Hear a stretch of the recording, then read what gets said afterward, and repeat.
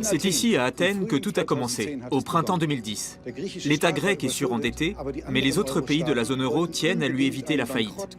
Les ministres des Finances dégagent alors des milliards d'euros de crédits, piochés dans les caisses de leurs États, pour préserver la solvabilité de la Grèce. En contrepartie, les Grecs vont devoir se soumettre à une institution dont l'existence n'est prévue dans aucun traité ni constitution, la Troïka. C'est ainsi qu'un petit groupe de fonctionnaires s'est soudain trouvé investi du pouvoir de transformer et remanier tout le pays selon la seule volonté de ses créanciers. Et aucun parlement à ce jour n'a le pouvoir de contrôler ces hauts fonctionnaires. Au sein de l'Union, les pays liés par la monnaie unique constituent l'Eurogroupe. En 2010, au début de la crise, leurs gouvernements, représentés par leur ministre des Finances, ont décidé de charger le Fonds monétaire international, la Banque centrale européenne et la Commission européenne, présidée alors par José Manuel Barroso, de contrôler les pays surendettés. Ensemble, les trois institutions forment la Troïka. La Troïka a envoyé jusqu'à 40 experts en Grèce, au Portugal, en Irlande et à Chypre pour négocier ces programmes d'économie avec les gouvernements. Ces eurofonctionnaires ont un pouvoir considérable. Ce sont eux qui dictent aux pays ce qu'ils doivent faire, car les crédits ne sont débloqués que s'ils remplissent les conditions du Memorandum of Understanding, le protocole d'accord. Nous sommes partis enquêter pendant 1 an sur les traces de la Troïka. Au Portugal, à Chypre, en Irlande, à Bruxelles, Londres et Berlin, aux États-Unis et en Grèce. L'objectif des plans de sauvetage était de sortir les pays en crise du surendettement et d'y relancer la croissance économique. Mais cela s'est soldé par un échec. Ces pays affichent tous une dette publique plus élevée que jamais. Leurs économies ont sombré plus encore dans la récession et les millions d'actifs qui ont perdu leur emploi sont aujourd'hui en situation de détresse. Hippocrate se retournerait dans sa tombe s'il voyait l'état de notre système de santé.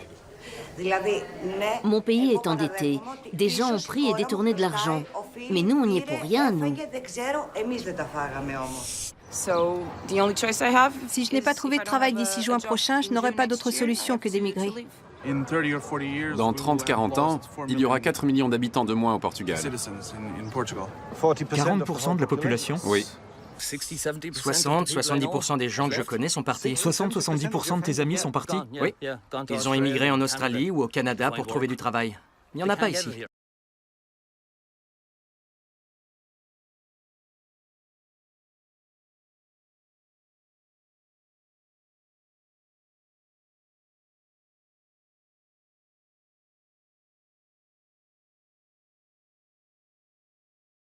En Grèce, un homme avait clairement énoncé, très tôt déjà, les défauts du programme de la Troïka. L'économiste Yannis Varoufakis. À l'été 2014, il ignorait encore qu'il deviendrait bientôt le ministre des Finances de son pays en faillite.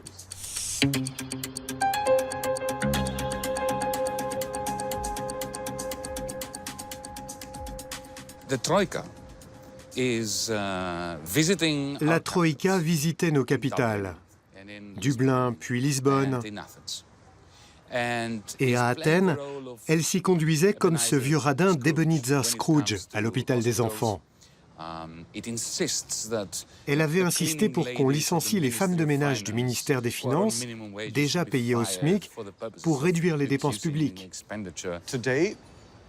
Aujourd'hui, les dirigeants européens concernés, comme la chancelière allemande Angela Merkel et son ministre des Finances Wolfgang Schäuble, affirment que le déficit et la dette de la Grèce étaient tellement élevés qu'il n'y avait pas d'alternative à ces grosses coupes budgétaires. S'ils avaient vraiment voulu stabiliser la Grèce et le marché financier européen, ils auraient dû immédiatement alléger la dette du gouvernement grec. Au lieu de cela, ils ont déstabilisé le marché financier. Ils ont créé une dette permanente et irremboursable et monté une nation contre une autre. Ce moment restera l'un des pires épisodes de l'histoire de notre continent. Ce que vous dites paraît plausible, mais ça a aussi des allures de grande conspiration. Ce n'était pas une conspiration, mais une opération très simple, motivée par une question: comment rester au pouvoir?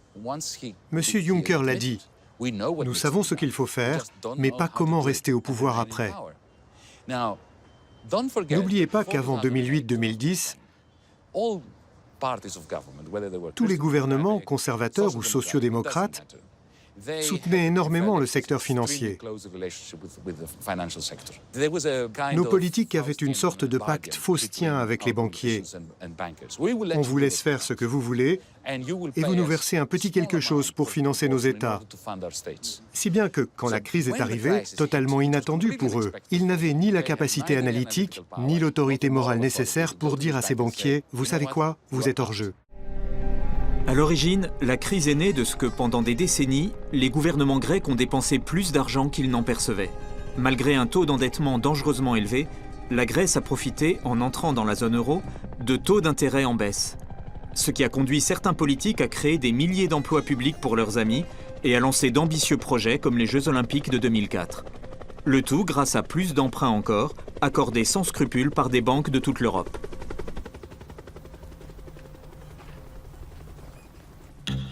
Les complexes sportifs, aujourd'hui en ruine, ont coûté 7 milliards d'euros. Et le petit pays a investi davantage encore dans l'armement, au point d'afficher le plus gros budget défense par habitant de l'OTAN. Pour les fabricants français et allemands, ces blindés, frégates et autres sous-marins représentaient des marchés de plusieurs milliards, décrochés souvent à la faveur de pots de vin. Autant dire que la France et l'Allemagne ont bien profité de ce boom économique financé par la dette. Mais en 2010, quand la Grèce s'est retrouvée au bord de la faillite, les deux pays ont ignoré la part de responsabilité des banques et des facilitateurs d'affaires français et allemands. À Bruxelles, Francfort et Berlin, les esprits avisés savaient déjà en mai 2010 que la Grèce n'allait jamais rembourser ses dettes. Ils ont fait comme si la Grèce n'était pas insolvable, mais seulement en manque temporaire de liquidité. Ils ont agi comme des banquiers véreux de troisième zone, accorder le plus gros crédit de l'histoire aux plus insolvables des États. C'est un crime contre l'humanité. En faisant cela, ils ont condamné la Grèce à un endettement permanent. Et ils ont monté une nation européenne contre une autre. Car Berlin a dit aux ouvriers allemands, qui sont souvent à la limite du seuil de pauvreté eux-mêmes, bien qu'ils travaillent 8 à 10 heures par jour, nos hôpitaux allemands doivent faire des économies, mais nous allons donner 110 à 130 milliards d'euros aux Grecs. Or, c'est faux. Cet argent, les Grecs n'en ont jamais vu la couleur. C'est aux banques qu'on l'a donné. Des banques françaises et allemandes pour l'essentiel. Ils ont menti à la fois aux Grecs et aux Allemands. Aux Grecs en leur disant « Nous vous avons évité la faillite » et aux Allemands en disant « Les Grecs ne sont pas sérieux, on les punit en leur imposant un plan d'austérité. Mais solidarité européenne oblige, on va leur prêter de l'argent. » Washington, siège du Fonds monétaire international, aujourd'hui dirigé par Christine Lagarde. Ces experts sont rompus à la gestion des crises d'endettement. C'est ce qui a poussé les États de la zone euro à intégrer le FMI dans le projet en tant que créancier. Ici, l'octroi des crédits dépend des 24 directeurs exécutifs représentant les États membres. Et quand le cas de la Grèce s'est présenté, certains avaient pourtant tenté de résister. Paolo Nogueira Batista, qui siège au conseil d'administration en tant que directeur exécutif brésilien, incarne cette voix critique.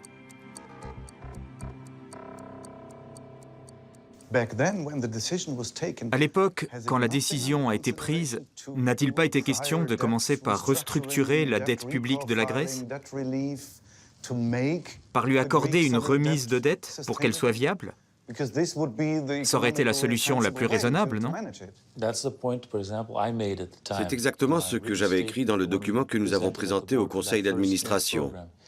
La Grèce en serait mieux sortie si l'on avait allégé sa dette d'emblée. Le gros problème qui s'est posé alors, c'est que le règlement du FMI ne permettait de réduire la dette que si elle était viable, c'est-à-dire remboursable selon un agenda prédéfini. Et les membres du FMI rechignaient à l'affirmer.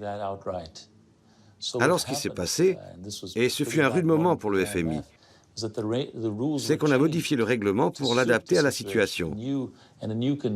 On y a ajouté une clause qui permet au FMI de prêter une très grosse somme à un État membre même si sa dette ne peut très probablement pas être qualifiée de viable.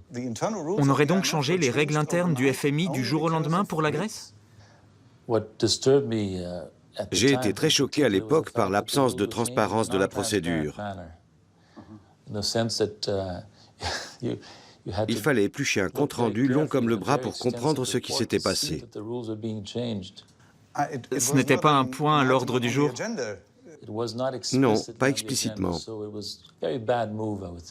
C'était une mauvaise décision et nous l'avons payée au prix de notre réputation.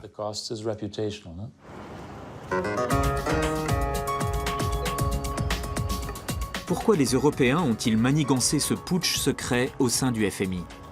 L'ex-conseiller de José Manuel Barroso, à l'époque président de la Commission, a suivi cela de près. Les décideurs du FMI ont été mis en minorité par le directeur général d'alors, Dominique Strauss-Kahn. Comme il briguait la présidence en France, il ne voulait pas imposer de pertes aux banques françaises. De leur côté, les banques allemandes ont convaincu Angela Merkel qu'il serait dramatique qu'elle perde de l'argent. Alors, les gouvernements de la zone euro ont décidé de faire comme si la Grèce traversait seulement des difficultés temporaires.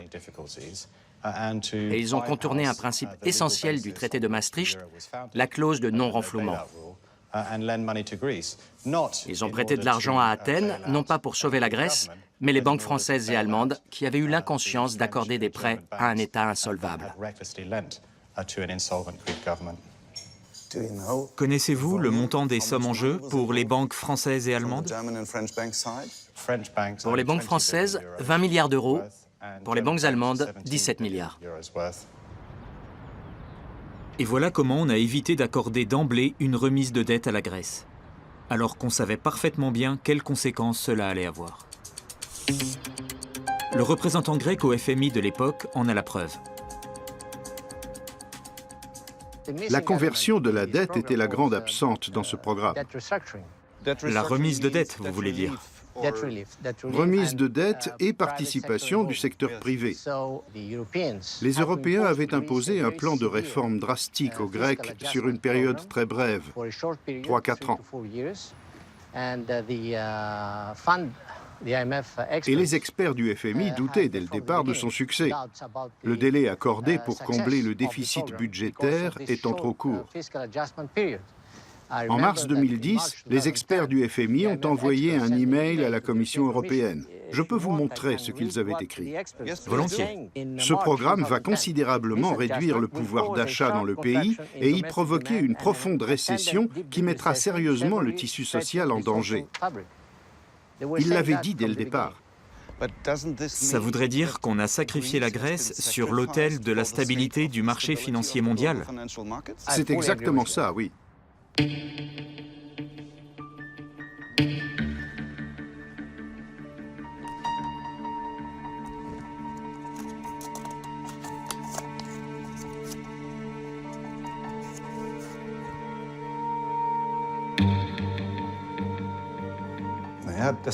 Ce courrier prouve qu'il savait que s'il n'accordait pas de remise de dette à la Grèce, elle devrait faire de telles coupes budgétaires que des millions de Grecs sombreraient dans une misère profonde.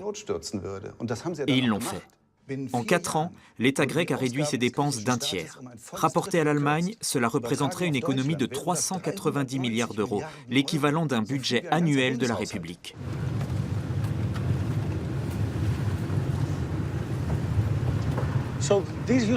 C'était un quartier commerçant très fréquenté ici.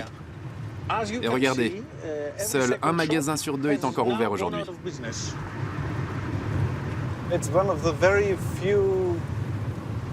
C'est un des rares indices visibles de la crise, n'est-ce pas? C'est vrai, la crise ne se voit guère. Ça tient essentiellement à la grande solidarité qui règne au sein des familles. Ça permet de cacher un peu les choses. Oui, je vois. Ici aussi, tout est fermé. À cela s'ajoute le fait que tous ces gens de la classe moyenne, des petits commerçants qui ont dû fermer boutique, se retrouvent sans couverture sociale. Ils n'ont plus accès au système de santé publique, par exemple. Certains sont même passés en dessous du seuil de pauvreté.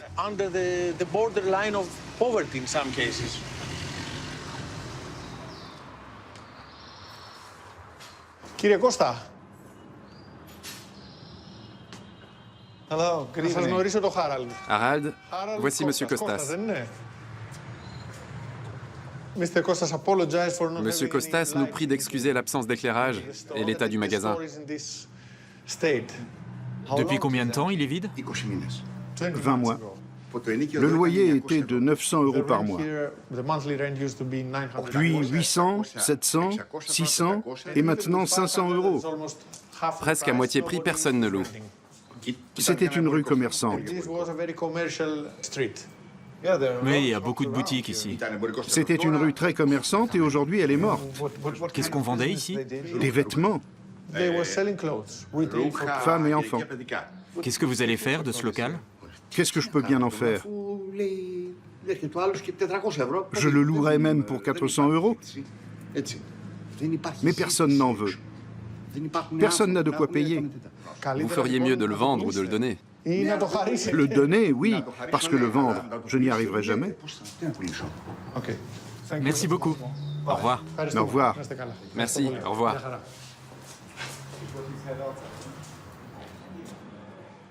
Avant la crise, avant que la politique d'austérité ne soit effective, on pouvait encore prétendre qu'elle avait un impact positif sur l'économie.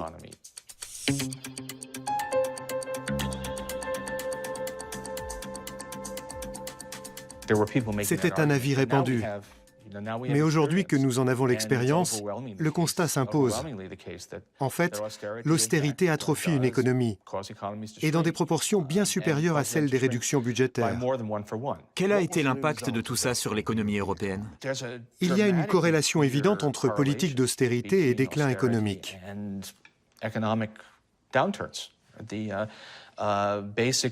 À chaque euro gagné à la faveur d'une augmentation d'impôts, ou plus encore d'une réduction des dépenses budgétaires, le PIB chute d'1,30 € à 1,50 € en moyenne. C'est comme cela que ces économies se sont effondrées. Ils ont aggravé les choses alors? Tout à fait. Success story veut dire que pour la Troïka, le sauvetage de la Grèce est une réussite, c'est bien ça? Oui, et voilà les chiffres de cette grande réussite. 300 000 logements vides, 40 000 chômeurs et sans cesse de nouveaux impôts, 3 millions de personnes non assurées qui n'ont aucun accès aux soins, réduction de 50% des réserves des fonds de pension, 29% de chômage au total et 60% chez les jeunes. Liquidation des biens publics, des forêts et des côtes. 4 500 suicides. Ce que bien des gens ont du mal à comprendre, surtout les Allemands, si je peux me permettre, c'est que l'économie est une boucle. L'argent circule. Vous m'achetez quelque chose, je vous achète autre chose. Ma dépense est votre revenu. Votre dépense est mon revenu. Alors, si tout le monde doit dépenser moins en même temps, les revenus de chacun vont chuter, eux aussi. Si l'on dit « le secteur privé est surendetté, il doit réduire ses dépenses, et le secteur public aussi », à qui sommes-nous censés vendre? Ça ne peut pas marcher si tout le monde fait pareil. Paul Krugman évoque ici ce que les économistes appellent le paradoxe de l'épargne. Dans une économie nationale, les dépenses des uns sont les recettes d'un autre. Les achats des ménages sont les recettes des entreprises. Et les salaires versés par les entreprises sont les recettes des ménages. Les impôts des entreprises et des ménages sont les recettes de l'État. Et inversement, toutes les dépenses de l'État sont les recettes des entreprises et des ménages. C'est pourquoi tout le monde ne peut pas économiser en même temps. Car économiser, c'est encaisser plus d'argent qu'on en dépense. Ce n'est possible que si d'autres dépensent plus qu'ils ne reçoivent et s'endettent. Donc si tout le monde veut encaisser plus d'argent qu'il n'en dépense, et que plus personne ne veut s'endetter, les revenus de tous baissent, et l'économie s'effondre. C'est ce paradoxe de l'épargne qui sévit dans les pays en crise. Alors pourquoi le fait-on en dépit des preuves évidentes que vous avez évoquées? L'Allemagne s'appuie sur sa propre expérience et se dit On est venu à bout de nos difficultés économiques de la fin des années 90 avec notre plan d'austérité de 1999-2000. Maintenant, notre pays va bien. Pourquoi les autres ne pourraient-ils pas faire pareil?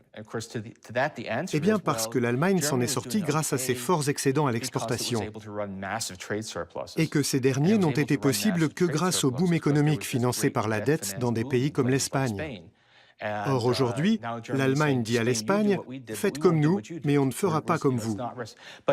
L'Allemagne pense que la politique d'austérité fonctionne parce qu'elle ne voit que sa propre expérience.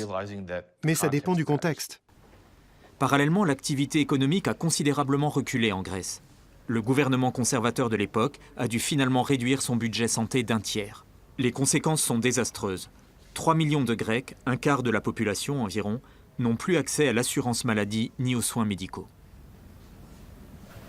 L'endroit semble avoir été quitté depuis peu. L'activité pourrait reprendre dès demain. Près de 40% des hôpitaux du pays ont été fermés et la moitié des 5000 médecins du public licenciés. Des centaines de milliers de Grecs ne trouvent plus de médecins pour se faire soigner dans les hôpitaux et cabinets publics. C'est pourquoi des bénévoles ont créé partout des consultations externes provisoires pour soigner les cas les plus graves. Dans cette clinique de fortune à Athènes, 100 médecins et 200 secouristes travaillent bénévolement durant leur temps libre. En Allemagne, les médias nous disent que le système de santé grec est inefficace, qu'il est hypertrophié et que les médecins sont corrompus. Effectivement, notre système de santé nécessitait d'importantes réformes, mais il avait besoin d'une réparation, pas d'une démolition.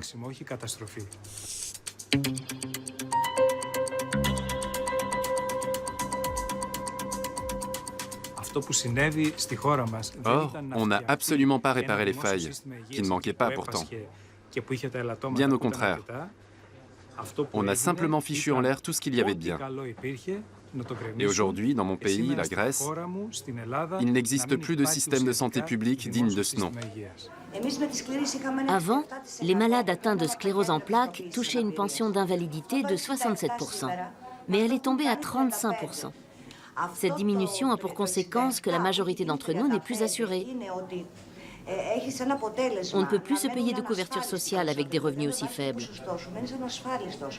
On n'a même pas de quoi se loger et se nourrir. C'est ici, dans notre pays, qu'Hippocrate est né.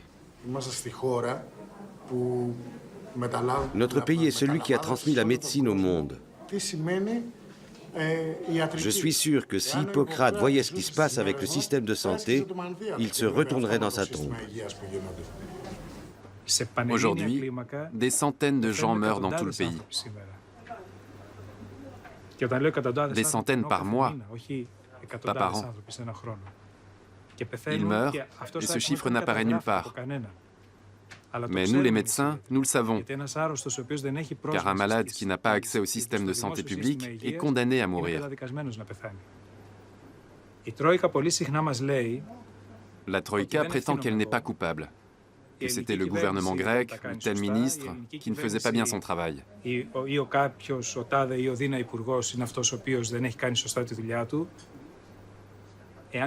quand on lit le mémorandum de prêt, de la première à la dernière ligne, on voit bien que tout, vraiment tout ce qui s'est produit dans notre système de santé y figurait déjà. Même les licenciements des médecins et des personnels soignants. C'était les conditions de la Troïka. Pourquoi a-t-elle imposé ces mesures? Parce que nous avons des problèmes économiques? Par incompétence? Par bêtise? Non, rien de tout cela. C'est leur idéologie. Celui qui a de l'argent peut vivre, celui qui n'en a pas peut mourir. De nombreuses aberrations dans la politique de la Troïka sont connues depuis des années, y compris au sein du Parlement européen. Mais les eurodéputés ont attendu la fin 2013, peu avant les législatives, pour lancer une enquête. Et cette enquête n'a abouti qu'à une mise en cause de la légitimité démocratique de la Troïka. Car celle-ci agissait bien pour le compte des gouvernements de la zone euro, mais hors du cadre du traité sur l'Union européenne. Elle échappait ainsi à tout contrôle parlementaire, et les eurodéputés ont laissé faire durant près de 4 ans. La majorité conservatrice n'a jamais vraiment voulu savoir comment la Troïka avait établi son pouvoir.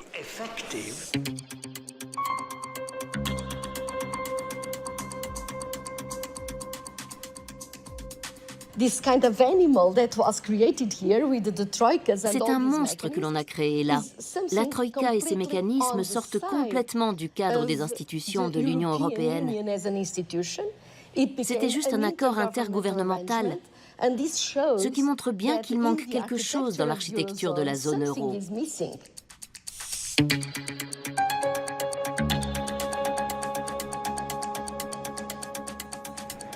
Parce qu'évidemment, pour un fonctionnaire, c'est facile d'aller dire « réduisez les soins de santé en Grèce ». Parce que lui, il ne paye pas le prix politique de ça. Mais quand le débat se transporte dans une assemblée parlementaire, y compris le Parlement européen, où se trouvent des députés grecs, ça devient plus délicat politiquement à porter de dire « nous, députés européens, imposant à la Grèce des mesures qui réduisent les soins de santé et qui donc se traduisent très concrètement par plus de maladies, plus de sida, plus de morts. L'austérité, littéralement, tue. » La Troïka a imposé en plus des réformes dites structurelles aux pays en crise. Là aussi, elle s'est inspirée d'une idéologie à l'emporte-pièce qui veut que le chômage soit le fruit de salaires trop élevés et d'un trop grand encadrement du licenciement. Au Portugal, on a beaucoup facilité le licenciement, supprimé les indemnités de départ et réduit les salaires jusqu'à moins 20%. Et les conventions collectives ont perdu leur caractère obligatoire. Au début de la crise financière, près de la moitié des salariés portugais relevaient d'une convention collective.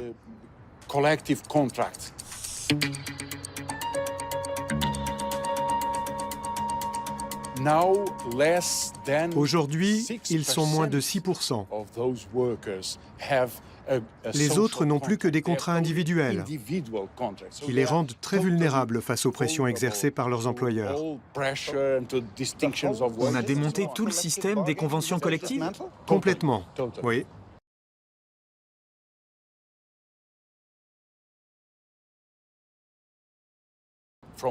De la moitié à moins d'un vingtième. C'est un tout autre modèle social, une autre façon d'organiser la société. Absolument, oui, c'est le cas. En principe, le programme de la Troïka était censé relancer l'économie et ravir les employeurs. Mais a-t-il vraiment aidé les chefs d'entreprise ?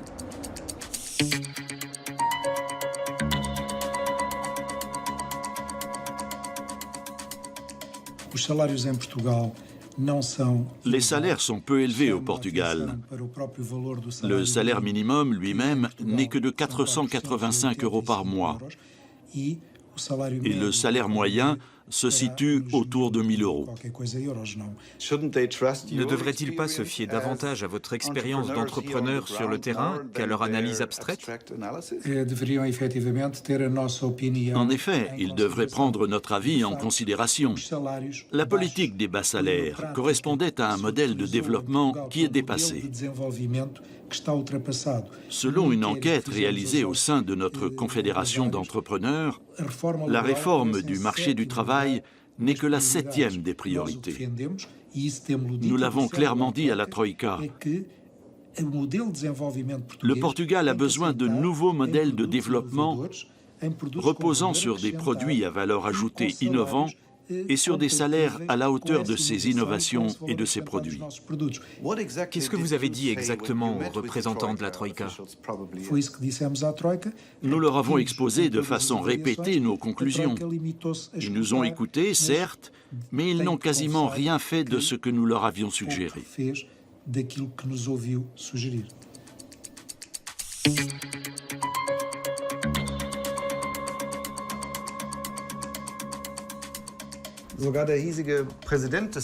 Même le patron des patrons portugais nous a dit que le coût de la main-d'œuvre et le droit du travail n'étaient pas le problème des membres de sa confédération.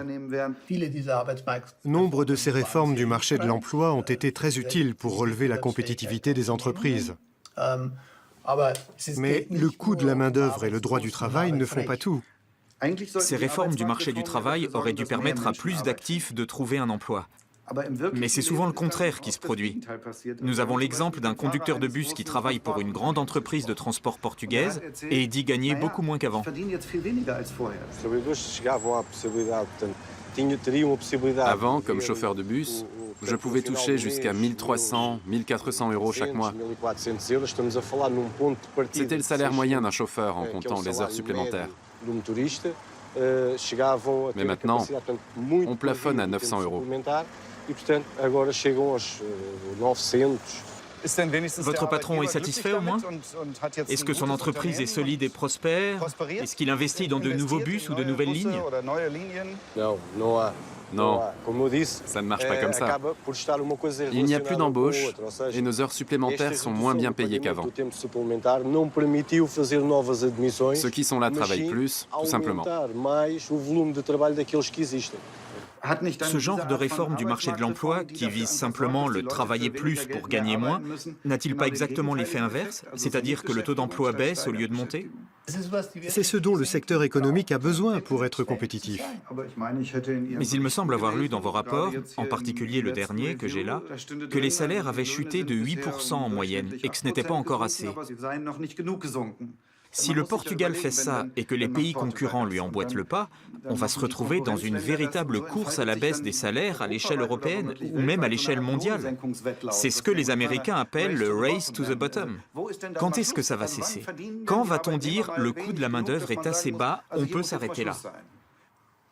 Dans la situation où il se trouve actuellement, le Portugal se doit de devenir compétitif.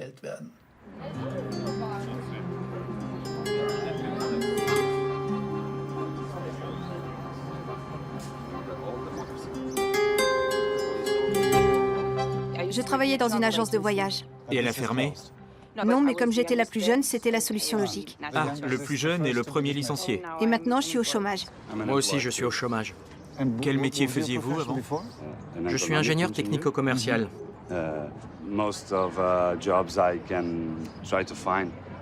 Dans la plupart des offres que je trouve, le salaire est encore plus bas que mon allocation chômage. C'est insupportable. Je ne peux pas me permettre d'avoir un enfant. Avec 550 € par mois, j'arrive à peine à me nourrir moi-même. Tout tourne autour de 400, 500 € maximum. Ce qu'on vous propose, ce sont des emplois au salaire minimum? Encore moins le plus souvent. Quand vous lisez l'annonce et calculez le total, ça ne fait même pas le salaire minimum. C'est classique de se voir proposer un travail qualifié pour 500 €. Même avec un diplôme universitaire? Oui, bien sûr. Les familles ont toutes beaucoup investi dans ce qui semblait être le plus gros problème du Portugal, la qualification des ressources humaines. On a beaucoup investi dans les diplômes universitaires. On a fait de gros progrès. Et tout d'un coup, il n'y a plus de travail pour tous ces jeunes. Même s'ils sont hautement qualifiés? Eux en particulier, oui. Et comme on réduit les salaires sans investir, ils ne trouvent pas de travail au Portugal et ils émigrent. C'est une vraie fuite des cerveaux. En faisant cela, on élimine les conditions nécessaires à une croissance future. D'ici un an ou deux, 10% de la main-d'œuvre, la plus qualifiée surtout, aura quitté le pays.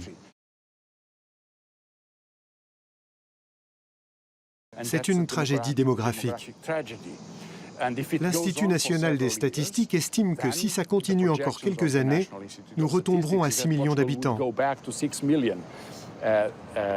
Au lieu de 10 millions actuellement? De 10 à 6 millions, oui.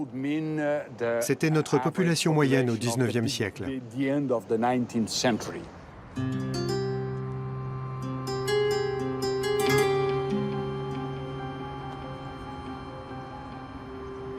La politique de la Troïka contraint les Portugais à l'exil. Les queues devant les consulats s'allongent. Elle aurait pourtant pu agir autrement, en limitant par exemple les profits monstres des exploitants privés de ponts et d'autoroutes.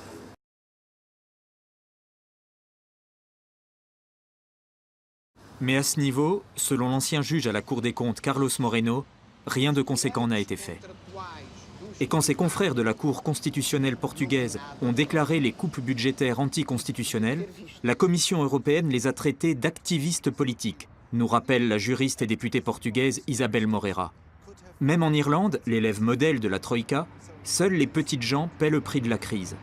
Alors que les géants comme Apple et Google avaient empoché 31 milliards d'euros de bénéfices non déclarés au fisc rien qu'en 2011,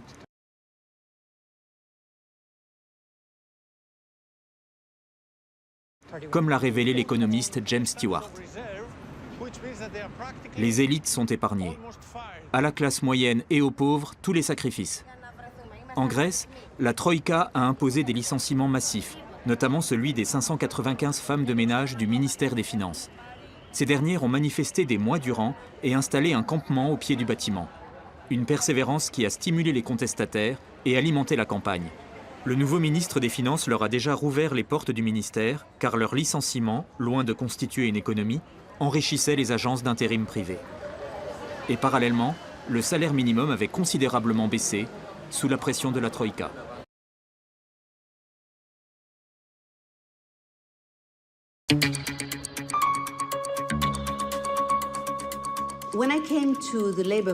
À mon arrivée au ministère du Travail, la Troïka avait déjà négocié une série de mesures avec mon prédécesseur visant à supprimer les conventions collectives et accroître la flexibilité du marché de l'emploi, sans aucun garde-fou.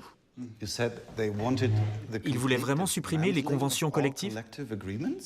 Exactement. Supprimer le dialogue social, ce qui va à l'encontre des traités internationaux de l'OIT. L'Organisation internationale du travail ? Oui, et bien sûr à l'encontre de ce qui se fait en Allemagne et dans d'autres pays. Pour quelle raison ? À l'évidence, pour que les employeurs aient le dessus et décident seuls du montant des salaires.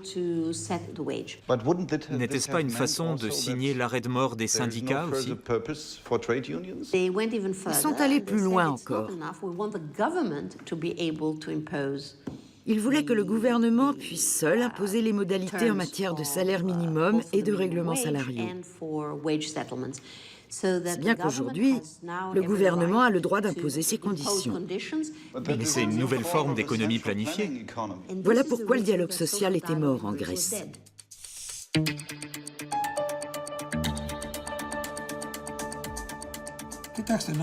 La Troïka, le gouvernement et le Premier ministre de l'époque, Loukas Papadémos, trouvaient que le salaire minimum, fixé alors à 751 €, était trop élevé vu la situation économique de la Grèce.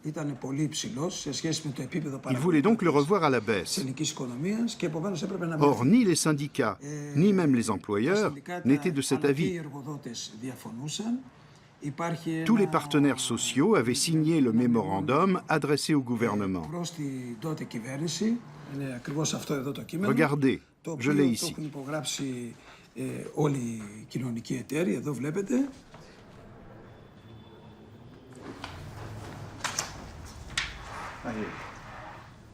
Athènes, février 2012, au Premier ministre Loukas Papadémos. On l'avait envoyé à tous les dirigeants de partis aussi, pour les appeler à refuser la baisse du revenu minimum de 751 à 586 €. Mais ça n'a pas été pris en compte.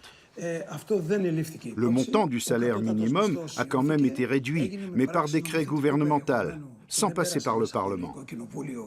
Il n'y a pas eu de vote au Parlement. Non, il craignait que les députés ne l'acceptent pas.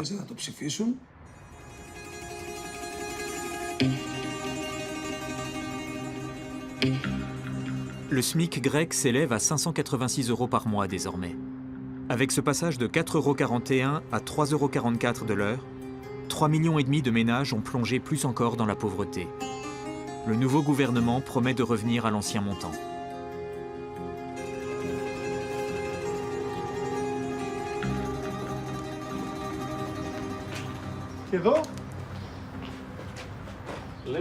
Le salon, la télé, parfait.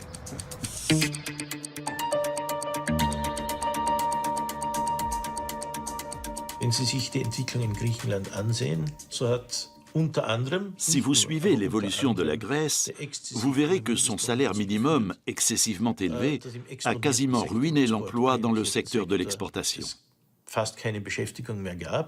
Bien sûr, les syndicats étaient contre. Mais curieusement, toutes les organisations patronales l'étaient aussi. Vous ne voyez pas les choses comme il le faudrait. Le ministre du Travail n'était pas pour non plus. Il nous a rapporté qu'au sein du Conseil des ministres, les représentants de la Troïka lui avaient dit « Si vous ne le faites pas, nous ne débloquerons pas la prochaine tranche du plan de sauvetage ». Ce n'est pas du chantage et de l'abus de pouvoir, ça ? Il est absurde d'affirmer que le montant du salaire minimum grec n'avait pas de répercussions au niveau économique, tout comme de dire que sa diminution a des effets négatifs sur l'économie. Les Grecs vous embobinent.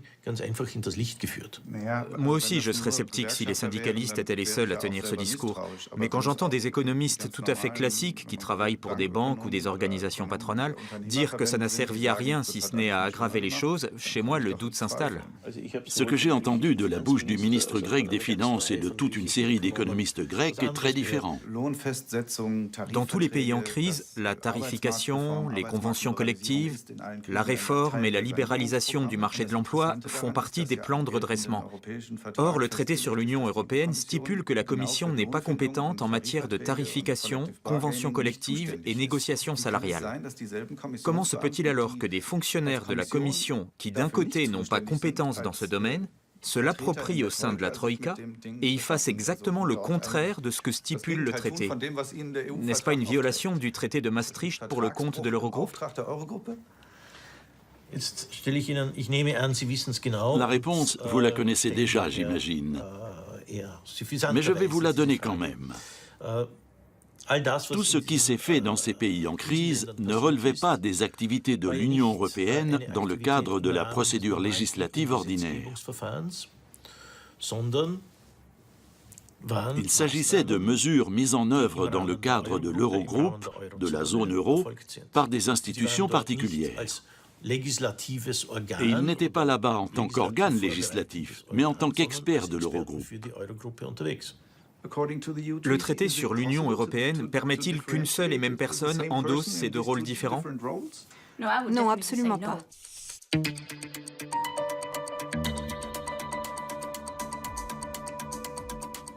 La Commission européenne est la gardienne du traité. Elle est tenue de le respecter à tout moment. Elle ne peut pas le mettre de côté et tout se permettre sous prétexte qu'elle fait partie de la Troïka elle aussi. La Commission doit respecter le traité en toutes circonstances. Et pour moi, c'est évident qu'elle ne l'a pas fait. C'est loin d'être le seul débordement dans ce flou juridique. À Athènes, la délégation est allée jusqu'à s'ériger en législateur et à exercer du chantage sur les ministres. Voilà le courrier officiel que j'ai reçu. Madame la ministre, ce texte n'est pas acceptable. Des éléments clés en sont absents et de très nombreux commentaires et propositions ont été ignorés. Ils l'ont entièrement barré et reformulé?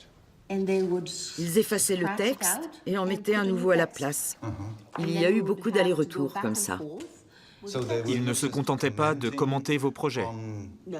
Non, c'était clairement une version différente. À chaque projet, sa nouvelle version? Jusqu'au dernier mot. Mais nous étions des fonctionnaires élus. Et eux n'étaient que des bureaucrates et des technocrates. J'ai été ministre pendant 13 mois. L'essentiel de mes efforts et de mes soucis était de mener à bien les négociations avec la Troïka.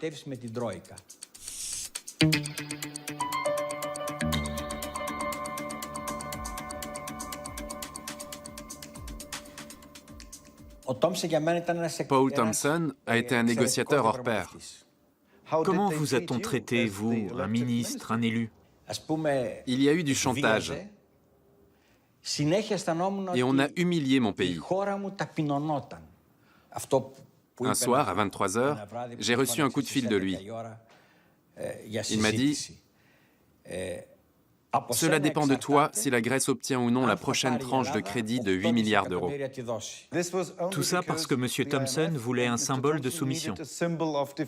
Oui. De crainte et de soumission. Il ne respectait pas ma fonction de ministre d'un État souverain.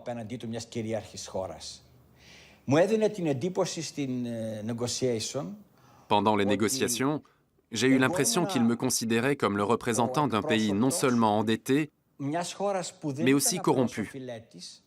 Un pays de fainéants et d'incapables.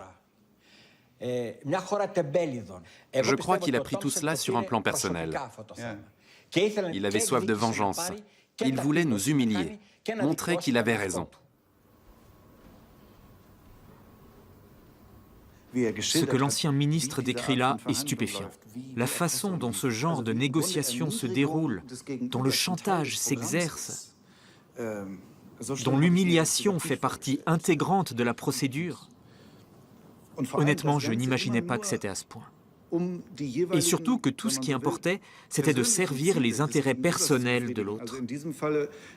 Dans ce cas précis, le négociateur du FMI avait des résultats à fournir à ses supérieurs, donc ne pouvait absolument pas tenir compte du bien fondé ou de l'ineptie de ces mesures pour l'administration publique grecque.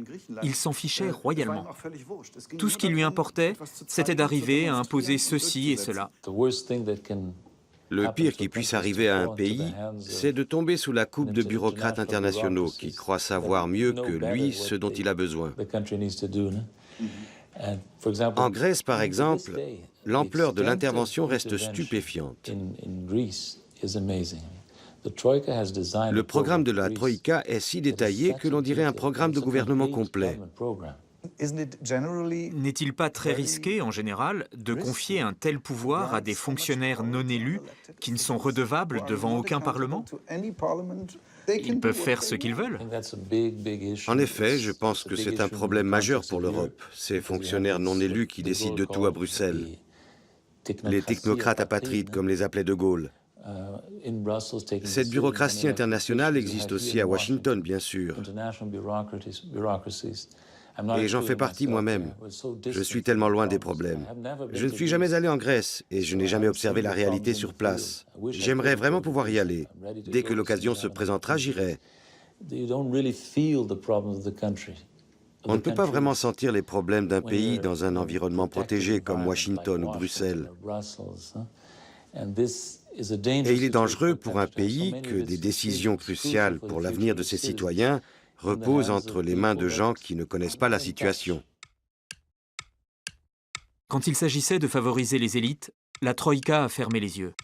En octobre 2010, la Française Christine Lagarde, alors ministre des Finances, transmet une liste à son homologue grec. Elle comprend plus de 2000 noms de Grecs détenant un compte auprès de la succursale suisse du groupe HSBC. À elle seule, la banque abrite plus de 2 milliards d'euros mis à l'abri du fisc par des Grecs fortunés. Mais à Athènes, le ministre ainsi que les fonctionnaires de la Troïka vont taire l'existence de cette liste pour éviter l'ouverture d'enquête. En 2012, une personne bien informée transmet la liste à un journaliste pour qu'il la publie. Depuis, elle circule sous le nom de liste Lagarde, et Christine Lagarde, elle, est aujourd'hui directrice générale du FMI. La liste Lagarde est arrivée en Grèce en septembre 2010.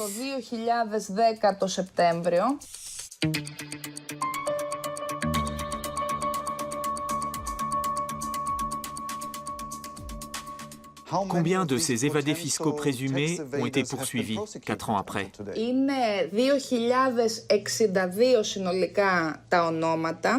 La liste contient 2062 noms.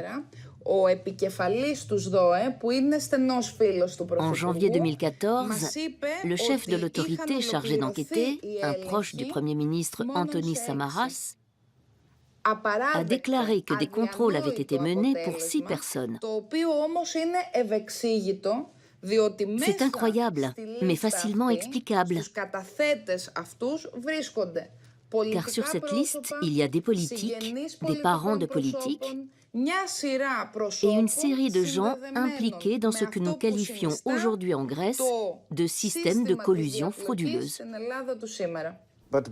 L'un des objectifs premiers du plan de réforme de la Troïka pour la Grèce n'était-il pas de stopper l'évasion fiscale des riches?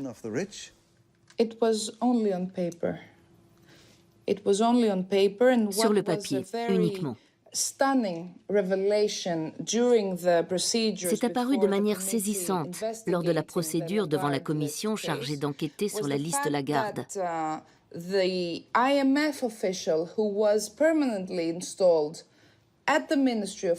Il s'est avéré que le représentant du FMI, détaché auprès du ministère grec des Finances, avait dissuadé les fonctionnaires du fisc d'étudier de près ces cas et cette liste. Le salaire minimum a été imposé d'une main de fer. Pourquoi n'a-t-on pas usé de la même intransigeance pour obtenir l'ouverture d'enquête sur chacun des évadés fiscaux présumés de la liste fournie par Madame Lagarde? Ce sont les orientations politiques de la Grèce qui ont déterminé son système fiscal, comme en Allemagne, au Danemark ou en France. Et le fisc grec était ce qu'il était. Dans les pays en crise, on trouve extrêmement injuste que la privatisation des biens publics et la structure de la fiscalité profitent encore à ceux qui ont souvent contribué eux-mêmes à la crise en pratiquant l'évasion fiscale. Pourquoi n'est-on pas intervenu à ce niveau? C'est effectivement une évolution fâcheuse qui tient aussi à la maturité du système politique, aux circonstances de la crise, etc. Cela tient surtout au fait qu'à l'évidence, les responsables de la Troïka se fichaient de savoir à qui leur programme profitait ou nuisait, surtout dans le cas de privatisation forcée. Dans tous les pays en crise, la Troïka a imposé au gouvernement de vendre le plus de biens publics possible et au plus vite. Ce faisant, elle permet aux spéculateurs de réaliser des gains monstres.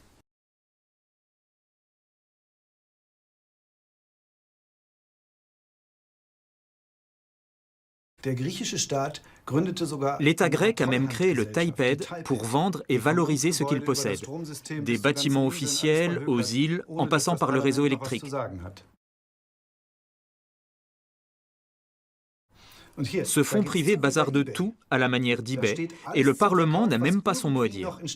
Tout ce que l'État possède encore et dont il peut tirer quelque chose se trouve ici. Des plages, des bâtiments publics, des régions touristiques entières. Et bien sûr, les escroqueries vont bon train, surtout quand il y a des milliards en jeu.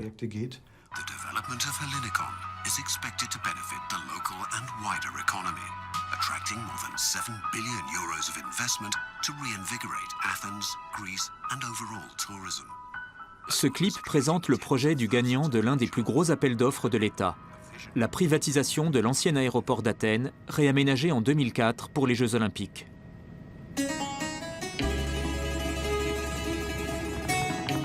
Le site fait 3 fois la taille de la principauté de Monaco. 4 km de côte et de plage. Un terrain à bâtir très convoité, près du centre d'Athènes. Mais le TAIPED a piloté l'opération de manière à ce qu'il ne reste qu'un candidat, la société Lambda, propriété du milliardaire grec Spiro Latsis. Et cette dernière a décroché le terrain, officiellement estimé à 1,24 milliard d'euros, pour moins de la moitié de ce prix. Le pays est en train de se faire piller par un petit groupe de gens. Il n'y avait personne d'autre pour enchérir sur cette offre. Une procédure de privatisation sans enchérisseur? Dans un tel cas, normalement, on interrompt le processus et on repousse la vente de 2 ans. C'est vrai, mais pas dans la Grèce de la Troïka. Quel intérêt les autres pays de la zone euro ont-ils à soutenir ce pillage de la Grèce? Il s'agit de servir les intérêts des grands groupes. La crise est une bonne occasion de s'emparer des richesses de notre pays.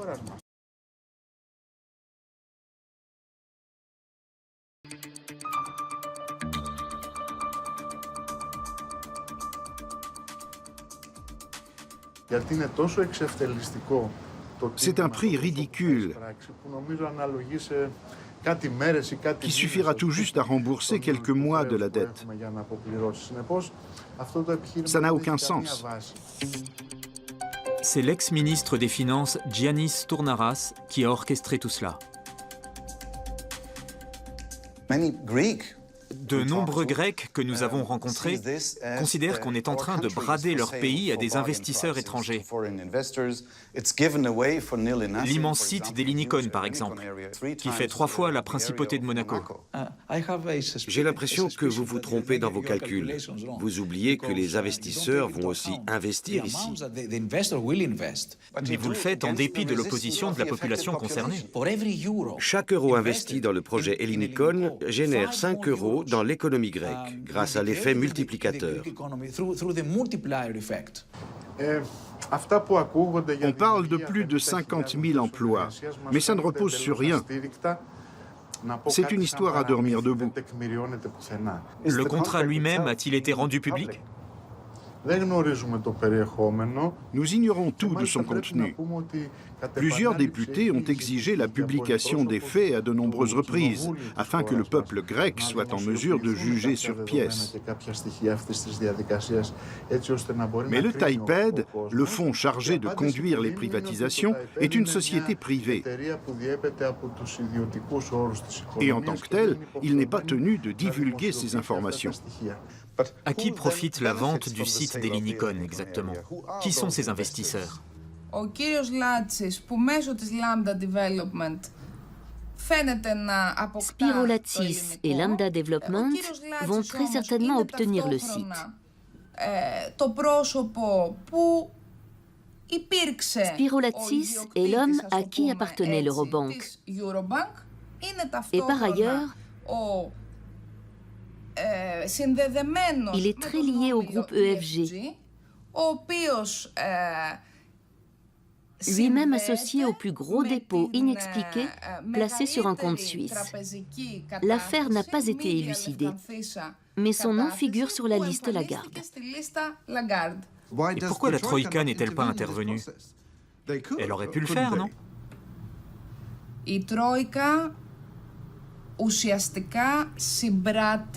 La Troïka a largement soutenu cette politique criminelle, et ce, au détriment de l'intérêt général, des citoyens grecs, de la société grecque, et bien sûr au détriment de la prochaine génération.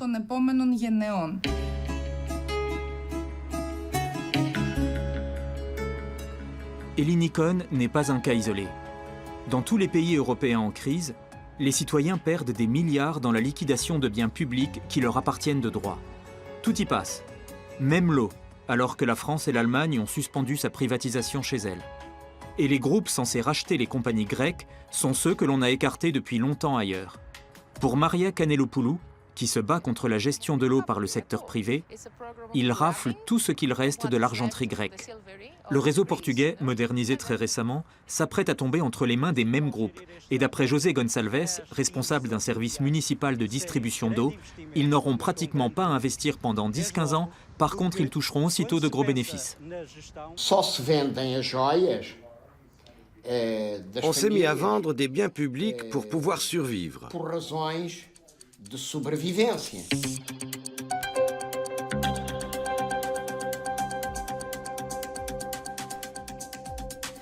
Para mim, é o castigo. On nous punit à tous les niveaux. Cortam os ordenados, aumentam les salaires dégringolent, les impôts grimpent, l'enseignement public se dégrade, le système de santé est en difficulté. Les assurances sociales nous couvrent moins qu'avant, le taux de chômage est énorme et ainsi de suite. Alors que les entreprises en bonne santé, on les vend sans nous dire comment, sans nous donner de détails à des sociétés qui possèdent déjà quasiment le monde entier.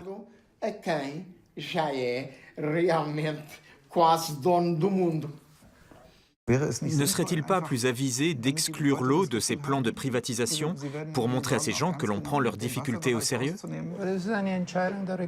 C'est une décision du gouvernement portugais et des élus locaux. Alors, vous pourriez au moins ne pas soutenir ça. Dans les rapports trimestriels que vous avez publiés ces 3 dernières années, vous mentionnez chaque fois la privatisation de l'eau et ce genre de choses. Ça mérite d'être étudié de près. Mais en général, l'expérience montre que les entreprises privatisées sont gérées de manière plus efficace. Jusqu'ici, l'expérience prouve le contraire. La France, pionnière en matière de privatisation de l'eau, est en train de la remunicipaliser car toutes ces communes ont fait de mauvaises expériences. Peut-être, mais je suis certain que l'on tient compte ici des expériences faites dans d'autres pays. Les entreprises impliquées ici sont celles qui ont déjà mal géré les choses ailleurs. C'est pourquoi j'ai des doutes. Mais la privatisation de la banque BPN est un cas à part. Elle avait été nationalisée en 2008 pour éviter le risque de course au guichet, ce qui était probablement une bonne chose, car la situation était délicate à l'automne 2008. L'opération a coûté 5 milliards d'euros à l'État portugais. Et puis tout d'un coup, dans le mémorandum d'accord entre la Troïka et le gouvernement, en juin 2011, il apparaît que la banque devra être revendue dans un délai d'1 mois. Que fait cette clause dans ce contrat? Pourquoi écrit-on dans un protocole d'accord qu'une banque X devra être vendue 1 mois au plus tard après la signature? Je ne souhaite pas apporter de commentaires sur des cas particuliers. D'accord. Merci beaucoup de m'avoir accordé cette interview. Merci à vous. Merci.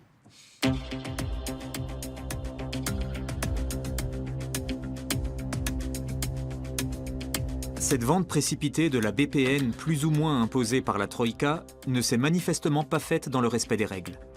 La banque se retrouve dans l'escarcelle du groupe financier angolais BIC.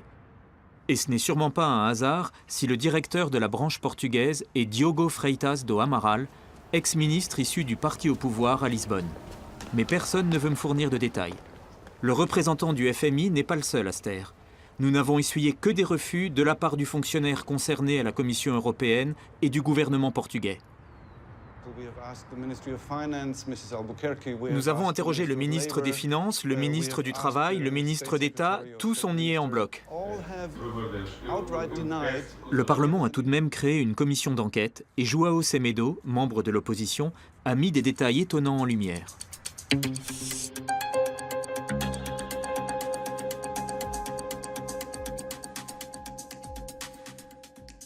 Il y a une clause étrange dans l'accord entre le gouvernement portugais et la Troïka. Cette disposition engage le gouvernement à vendre la banque BPN dans un délai d'1 mois après la signature. Savez-vous pourquoi elle figurait dans le mémorandum? Nous pensons que si le gouvernement l'a accepté, c'est parce qu'il avait déjà choisi l'acquéreur. C'est très étrange, car cette clause signalait aux acheteurs potentiels que l'État devait vendre à n'importe quel prix. Oui. Autrement dit, il n'avait aucun pouvoir de négociation. Le gouvernement portugais a même aggravé les choses. La vente s'est faite tellement vite que d'autres acheteurs n'ont même pas eu le temps de se faire connaître. Mais pourquoi? Pour des raisons purement politiques. Comme le gouvernement tient à avoir de bonnes relations avec la finance angolaise, il a vendu la BPN 40 millions d'euros, ce qui n'est rien pour une banque avec autant de succursales. L'un des principaux actionnaires est la fille du président angolais.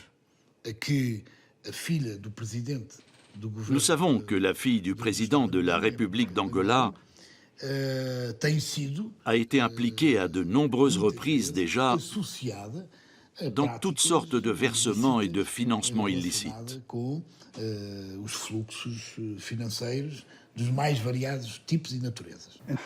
Combien d'argent le gouvernement a-t-il perdu dans cette transaction? Au moins 5 000 millions d'euros. 5 milliards d'euros? 5 milliards d'euros. Pourquoi la Troïka a-t-elle soutenu ce gaspillage absurde? Parce qu'en signant l'accord avec la Troïka, le gouvernement portugais espérait que la vente de la BPN lui permettrait de ne plus perdre d'argent avec cette banque. Mais c'est faux. L'État continue d'en perdre, pas avec la BPN, mais avec les actifs toxiques qu'elle a laissés. Comment est-ce possible? Ces actifs continuent d'exister au sein de 3 structures. C'est ce qu'on appelle des bad banks? C'est ça. Des bad banks créés par l'État pour y placer les actifs toxiques de la BPN. C'est absolument scandaleux que la Troïka et les institutions qui la composent aient pu autoriser une transaction aussi ruineuse.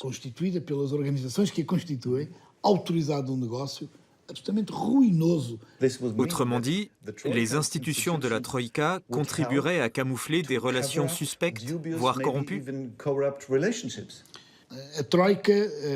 La Troïka affirmera toujours que seul l'État portugais en est responsable.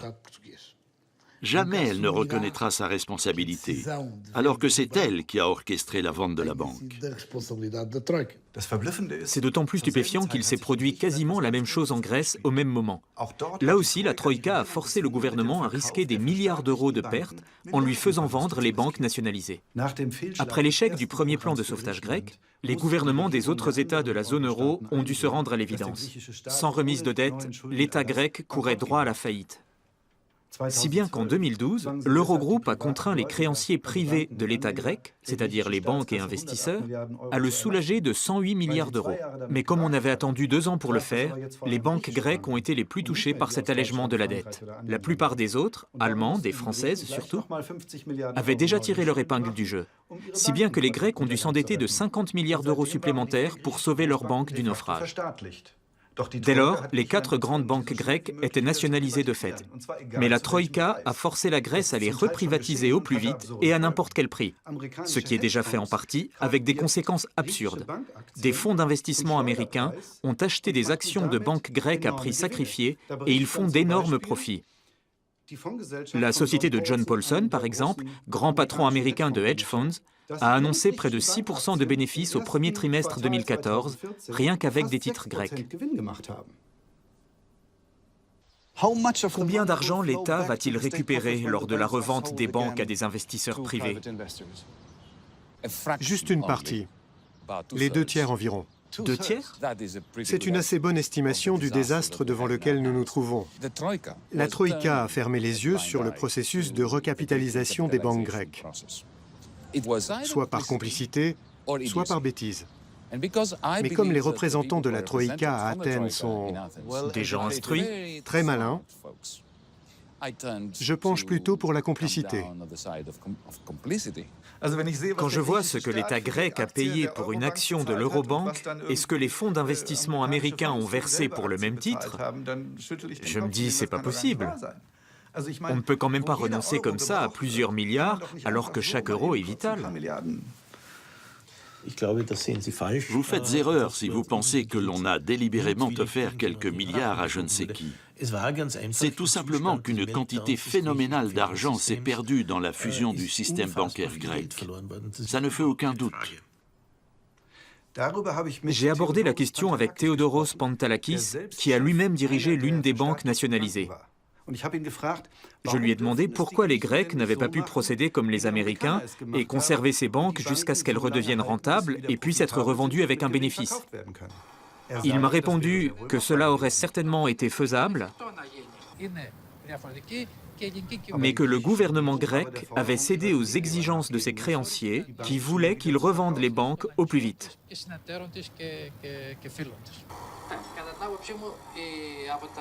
C'est pour cela, selon lui, que sur près de 40 milliards d'euros, l'État n'en récupérera que 25 au mieux.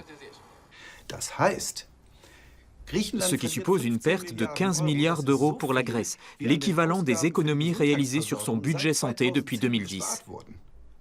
J'ai demandé ensuite à Theodoros Pantalakis pourquoi il en était ainsi. Voici son explication. C'est l'autorité des marchés. C'est pour cela que nous payons. Les marchés se calment quand ils ont leur part du gâteau. C'est le prix de l'équilibre. Si les Grecs ont chassé leur gouvernement, c'est justement parce qu'il s'est trop docilement soumis à la pression des créanciers à leur goût. À charge pour la nouvelle équipe de négocier l'arrêt de liquidation avant qu'il ne soit trop tard.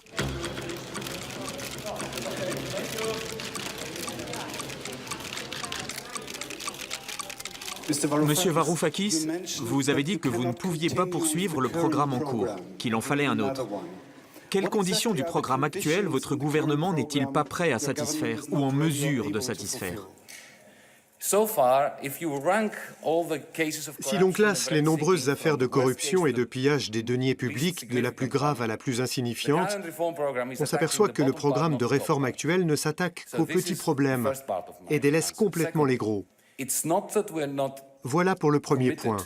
Deuxièmement, ce n'est pas que nous ne nous sentions pas engagés par l'accord avec la BCE, le FMI et nos partenaires européens. Mais nous cherchons un moyen de reconsidérer la philosophie macroéconomique et le contenu microéconomique des réformes du programme existant. Notre gouvernement représente une chance pour l'Europe. Nous venons d'être élus. Nous avons l'élan nécessaire pour en finir avec cette mentalité du business as usual. Nous disons à nos partenaires européens, ça ne vous plaît peut-être pas que nous ayons été élus car nous sommes un parti de la gauche radicale, mais servez-vous donc de nous pour tourner une page en Grèce et en Europe.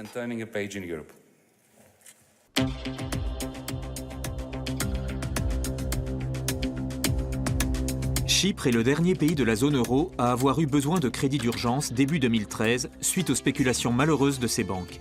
Mais dans ce cas, l'Europe a voulu frapper fort pour l'exemple. Elle n'a pas débloqué de fonds publics pour sauver les établissements bancaires, et ce d'autant plus qu'ils avaient la réputation d'encourager la fraude fiscale et le blanchiment d'argent sale.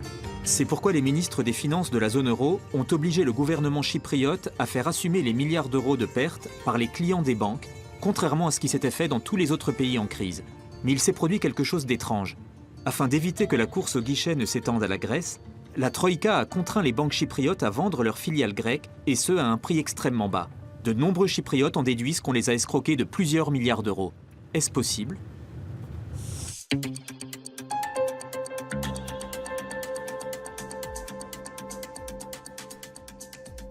En mars 2013, quand Chypre a eu besoin de crédits d'urgence, la Troïka a soumis leur obtention à la vente des filiales grecques des banques chypriotes. Quelle a été la conséquence pour les Chypriotes ? Les deux grandes banques de Chypre se sont aussitôt retrouvées insolvables, car nous avons quasiment donné ces succursales à la Grèce. Elles valaient 4 milliards d'euros. Mais la décision s'est prise au niveau européen et nous a obligés à ne les vendre que 500 millions. Cette décision nous a fait perdre 3,5 milliards d'euros. Et à l'inverse, la Banque du Pirée, qui a hérité de ses succursales, y a gagné 3,5 milliards d'euros. On a imputé ces pertes aux déposants chypriotes, alors que ça n'a pas eu de conséquences pour les déposants grecs. Qui a pris cette décision exactement ? L'Eurogroupe, la Troïka, en Grèce et à Chypre, avec les banques centrales. Et ils l'ont fait délibérément ? Cela s'est fait intentionnellement, oui, parce que quelqu'un, au niveau politique, a décidé que Chypre était moins importante que la Grèce. Vous voulez dire que l'Eurogroupe a décidé sciemment de déposséder les Chypriotes pour transférer leur fortune du côté grec ? Ils ont pris l'argent des investisseurs chypriotes et l'ont donné à une banque grecque. C'est exactement cela. Pour moi, c'est l'un des plus gros scandales de l'histoire de la zone euro. Cette transaction a rapporté des milliards à certains. Mais le Parlement et le gouvernement chypriote ont donné leur accord, eux aussi. Oui, mais nous avions le pistolet sur la tempe. On nous a forcés à accepter, car nous étions en faillite. C'est une grave accusation portée contre les ministres et fonctionnaires des autres pays de la zone euro, la BCE et la Commission européenne. Je vais même être plus clair encore. Chypre a été victime d'un pillage éhonté à l'échelle de l'État. Je le répète, ces transactions ont rapporté des milliards à la Banque du Pirée. Au niveau privé aussi ? Bien sûr.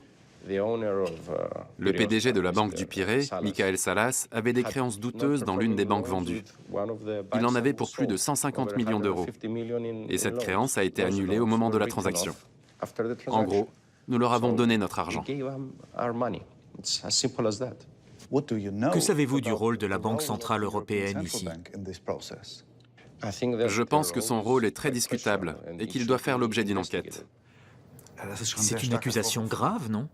Si c'est vrai, ça veut dire que des hauts responsables de la BCE et de la Commission ont volé 3,4 milliards d'euros aux Chypriotes avec la bénédiction des ministres des Finances de l'Eurogroupe.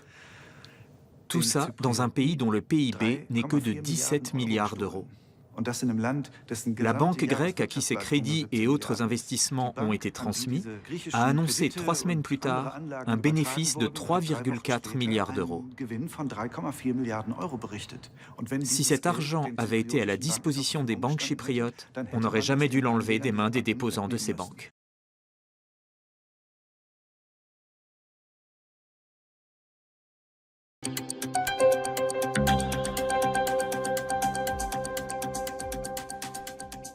Vous avez déposé une plainte devant la Cour de justice à Luxembourg. À Luxembourg, oui. Quelle est l'ampleur de la somme perdue par les clients que vous représentez? Plus de 100 millions d'euros au total. Et cette centaine de clients que vous avez, ce sont des entreprises ou simplement des gens fortunés? Des gens ordinaires, je dirais. Des entreprises aussi, bien sûr, mais surtout des gens ordinaires. Des retraités, par exemple, qui avaient placé une partie de leur retraite à la banque. Que reprochent-ils aux institutions européennes? Ils leur reprochent d'avoir agi au mépris du droit européen. Car l'Eurogroupe, la Banque centrale européenne, la Commission et le Conseil en particulier n'ont pas respecté la Charte des droits fondamentaux de l'Union européenne. Et bien sûr, ils ont agi au mépris du principe d'égalité et de non-discrimination. Quel rôle la BCE a-t-elle joué dans tout ça? Monsieur Asmussen avait dit à la République de Chypre que si elle n'adoptait pas le plan de sauvetage de l'Union européenne avant le 21 mars, l'aide financière aux banques chypriotes serait stoppée. Comment la Banque centrale peut-elle adresser une remarque d'ordre politique à un membre de l'Union européenne? Vous pensez que la BCE a enfreint le droit européen par l'intermédiaire de son directeur allemand, Jörg Asmussen? Elle a agi illégalement.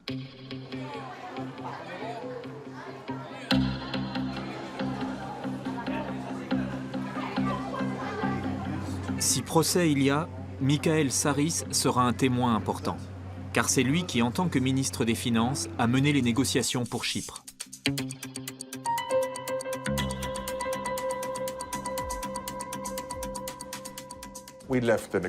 Nous avons quitté les négociations en disant que c'était inacceptable. Puis l'équipe de Joachim Almunia a rendu son arbitrage à Bruxelles. À l'époque, il était commissaire à la concurrence.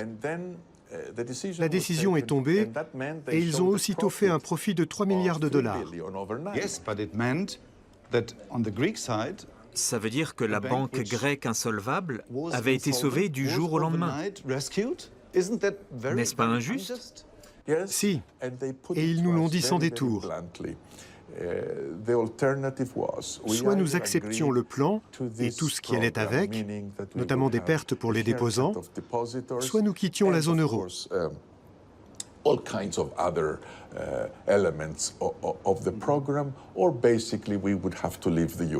Et ça aurait été une catastrophe monumentale pour notre économie.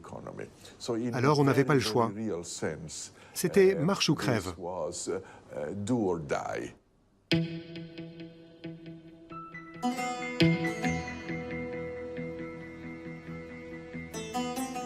La Commission et la BCE ont-elles offert des milliards en douce à la Grèce? Un indice fort étaye cette accusation. Il s'agit d'un email que l'employé de la Commission en charge du dossier a envoyé à tous les participants peu avant la décision finale. Ce document explique le déroulement de la transaction. Et tout à la fin, on trouve ce tableau qui confirme ce que me disait Nicolas Papadopoulos. Pour la vente des filiales grecques des banques chypriotes, les fonctionnaires de la Commission ont délibérément fixé un prix beaucoup trop bas, que les Chypriotes furent obligés d'accepter.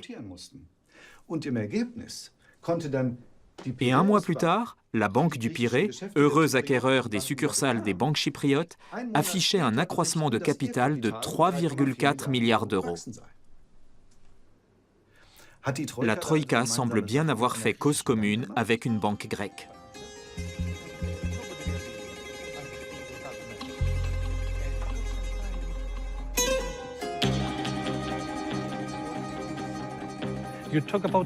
C'est 10% du PIB du pays que l'on a transféré hors de Chypre avec cette vente.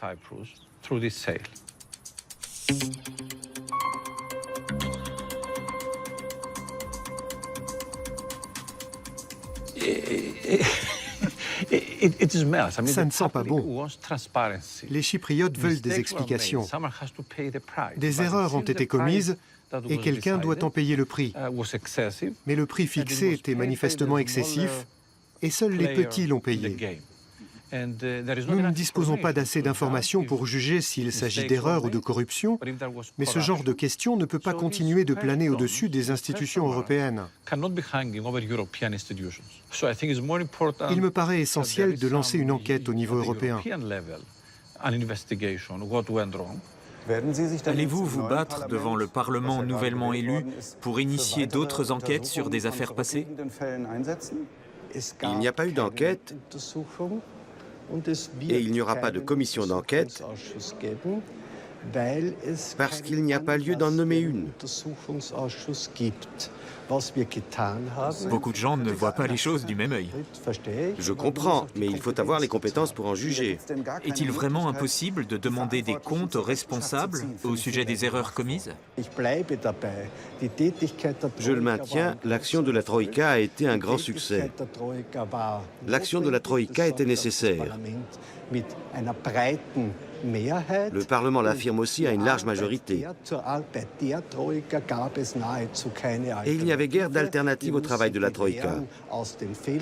Nous devons tirer les leçons des dysfonctionnements, les leçons de cette action.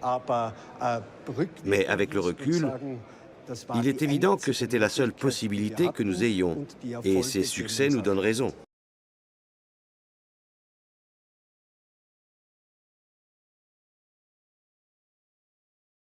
Avec une telle politique, l'Europe, jadis synonyme d'espoir, d'avenir meilleur, apparaît désormais comme une menace pour beaucoup. De nombreuses études psychologiques et sociologiques montrent que les personnes qui ont des convictions profondes ne changent pas d'avis, même face à l'évidence. Et même que plus elles en savent, plus elles résistent. Ce n'est pas très surprenant, mais très éclairant. Les gens ont leurs propres valeurs, et vous pourrez faire tous les calculs que vous voulez pour leur démontrer qu'elles sont absurdes, vous n'obtiendrez que leur colère. Ils ne changeront pas d'avis.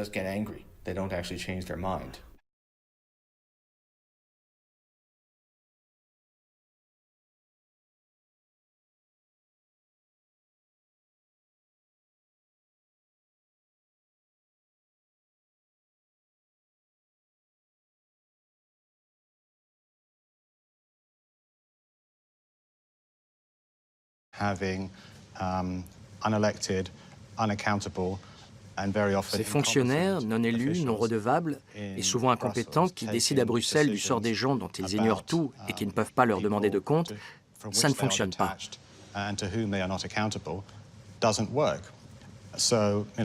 Ainsi, quand Angela Merkel prend des décisions politiques aux conséquences terribles pour le peuple grec ou portugais, elle n'a de compte à rendre qu'à ses électeurs allemands.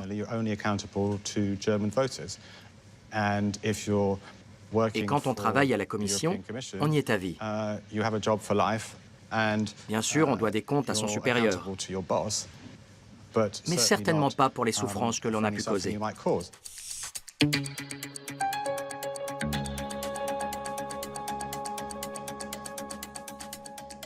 Comment se fait-il que ces gens aient un tel pouvoir? Pourquoi le confier à des fonctionnaires qui ne risquent rien dans ce jeu? C'est extraordinaire en effet qu'avec une conception du monde aussi étroite, ils aient réussi à prendre le contrôle des institutions et à avoir une telle influence sur la vie de millions de gens dans toute la zone euro. Ces partis pris idéologiques sont très difficiles à expliquer. Comment ont-ils pu prendre le pouvoir sur toute la Commission? Probablement parce qu'ils ont commencé à travailler quand la pensée néoclassique, néolibérale, était dominante. L'idée que les dettes publiques sont une mauvaise chose, que moins il y a d'États, mieux c'est. Pour eux, les décisions du secteur privé sont toujours bonnes, celles du secteur public toujours mauvaises. Cette idéologie prévalait à leur entrée en fonction. Mais c'était il y a 20 ans. Oui, c'était il y a 20 ans, et ils en sont toujours là. Ils n'ont rien appris. Ne diffusez surtout pas ça. Une puissance incontrôlée qui n'a de compte à rendre ni au Parlement, ni à l'opinion publique. Voilà ce qui fait de la Troïka cette puissance incontrôlable. Combien de temps cela va-t-il encore durer? Les responsables du FMI, de la BCE et de la Commission européenne n'ont voulu répondre à aucune de nos questions.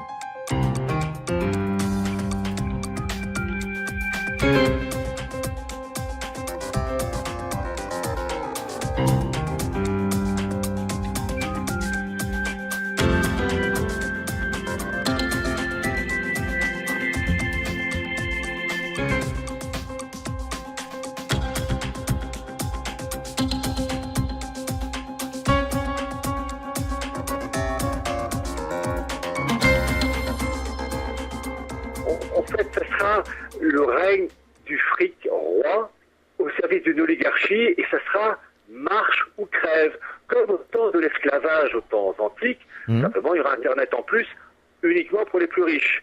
Et vraiment, je demande aux personnes qui nous écoutent de bien comprendre ce qui nous pend au nez avec le marché transatlantique et la régionalisation, c'est une baisse drastique du niveau de vie, remboursement de médicaments, des lunettes. Si vous avez un cancer, si vous avez le diabète, eh bien, ça coûte de l'argent. C'est pas intéressant pour le multinational. Vous savez, les Grecs commencent même, et ils connaissent le sujet. Pourquoi la mortalité en Grèce augmente? Parce qu'ils peuvent plus se soigner, et que pour l'oligarchie mondialiste, on peut se débarrasser de gens qui nous coûtent cher, qui ne servent à rien. C'est vraiment une question de marche ou crève. Et malheureusement, les Français, dans leur immense majorité, n'ont pas compris la chape de plomb destructrice, inhumaine, qui va s'abattre et nous étrangler de plus en plus. Il y a une ignorance qui fait que les gens croient qu'on peut faire ceci, on peut faire cela, et ils ne se rendent pas compte qu'il y a en face des personnes ou des groupes, des instituts, des clubs qui sont ultra puissants, qui ont d'immenses moyens financiers et qui vont imposer leur vue aux dépens de personnes qui croient, avec leur simple bulletin de citoyens, imposer leur vue. Je veux dire, les pauvres choux, les pauvres petits, donc l'ignorance, vraiment j'insiste là-dessus, parce que quand nos politicards, peu importe l'étiquette politique, parce que ce côté-là, ils sont interchangeables, nous disent on va faire ceci, on va faire cela, quand on a une véritable culture politique ou historique, on sait qu'ils mentent. Ils mentent parce qu'ils n'ont plus le pouvoir. Le pouvoir est à Bruxelles, il est à Francfort, il est même au tribunal de Karlsruhe, puisque c'est les juges de Karlsruhe qui déterminent si tel document peut être avalisé par l'Allemagne, de document européen, et donc c'est l'Allemagne qui donne le ton. Parce que dans cette histoire, en fait, il y a un couple germano-anglo-saxon. Enfin bref, tout ça pour dire qu'il y a une ignorance crasse qui fait que les gens se font rouler dans la farine. Les pauvres malheureux qui ont voté en 2012 pour François Hollande, pour le changement, mais c'est à pleurer de naïveté. Ils se sont fait rouler dans la farine et n'ont toujours pas compris pourquoi. Parce que ce sont des ignorants. Et quand tout d'un coup on leur dit, vous savez, il y a un marché transatlantique de 800 millions de consommateurs qui va se mettre en place et que les multinationales vont avoir le dernier mot, ils vous regardent, quoi, comment, non, c'est pas possible. Et que, vous savez, les remboursements de médicaments pour vos enfants, un jour vous allez avoir du mal à les rembourser les médicaments parce que ces multinationales vont vous serrer le kiki. Elles vont tomber de nues, ces personnes. Et c'est triste à dire, mais pour que, ça je l'ai souvent dit, on m'a dit quelquefois dans des conférences, mais selon vous, quel est l'élément qui va finalement réveiller les gens? Et là, dans cette affaire, je ne vais pas vous sortir le document Tartampion, la référence de tel bouquin. Non.